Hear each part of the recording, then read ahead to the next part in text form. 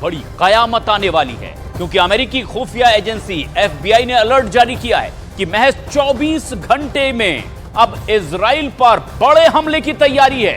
Iran के proxy संगठन की ओर से हमले का पूरा ब्लूप्रिंट भी तैयार हो चुका है और इसे अमली जामा पहनाने के लिए 3 मुल्कों से लड़ाके लेबनान पहुंच रहे हैं।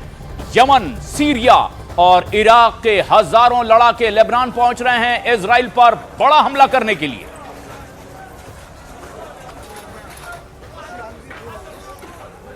مرگبر آمریکا، مرگبر آمریکا، مرگبر.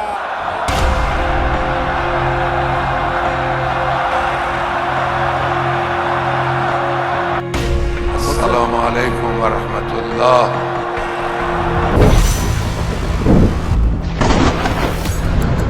हाथ में रूसी राइफल, जुबान पर इजराइल के खिलाफ यलगार।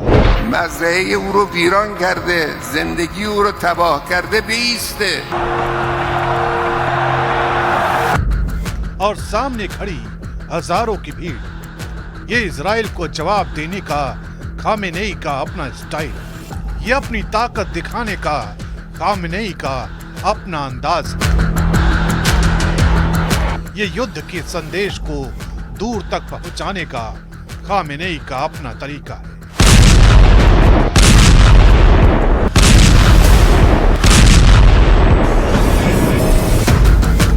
दुनिया ने खामेनेई की गरज सुनी। अपनी बात को दुनिया के सामने पहुंचाने के लिए भी खामेनेई ने इमाम खुमैनी मस्जिद का चुनाव किया, जिसकी 1979 की इस्लामिक क्रांति में अहम भूमिका थी। खामेनेई ने जिस बेबाकी से अपनी बात रखी, उससे ये साफ हो गया कि पश्चिम एशिया में भड़की ये चिंगारी शोला बन चुकी है, जो कब ठंडी पड़ेगी ये कोई नहीं जानता। इसी मस्जिद से आई इन तस्वीरों ने अमेरिका के साथ ही इजराइल की खुफिया एजेंसियों की टेंशन भी टाइट की हुई है। CIA और मोसाद जैसे खुफिया एजेंसियों के तनाव की वजह है खामेनेई के हाथ में वो राइफल जो मेड इन रशिया है, और इस राइफल का नाम है ड्रैगुनोव। ये एक स्नाइपर राइफल है जो 1 किलोमीटर की दूरी तक दुश्मन पर सटीक निशाना लगाती है। अब सवाल है कि खामेनेई के हाथ में पुतिन की राइफल क्यों? भले ही इजराइल ने नसरल्लाह के दामाद, नसरल्लाह के भाई इस्माइल हानिया, फुआद शुक्र को मारकर अपनी लड़ाकू ताकत साबित कर दी हो, लेकिन इस बार इजराइल का पाला सीधे ईरान से पड़ा है। ईरान ने इस बार इजराइल पर पलटवार करने का नया वॉर प्लान तैयार किया है।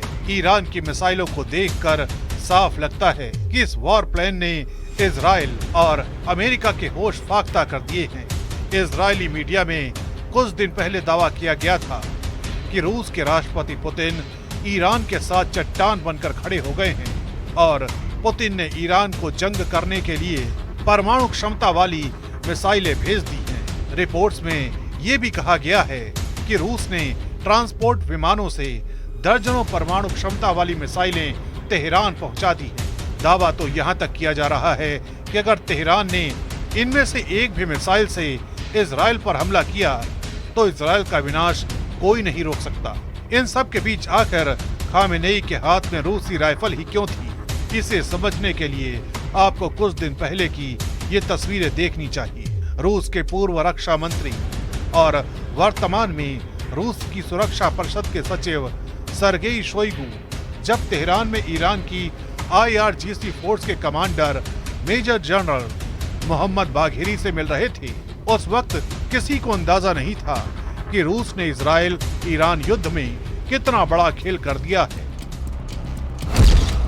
दावा किया जा रहा है कि राष्ट्रपति पुतिन के आदेश के बाद ट्रांसपोर्ट एयरक्राफ्ट IL-76 ने रूस से उड़ान भरी और इसी जहाज ने ईरान के गुप्त ठिकानों पर रूसी मिसाइलें इस्कंदर को पहुंचा दिया। इसके अलावा रूस ने ईरान को उपग्रह नेविगेशन सिस्टम ग्लोनास की भी मदद दे दी है।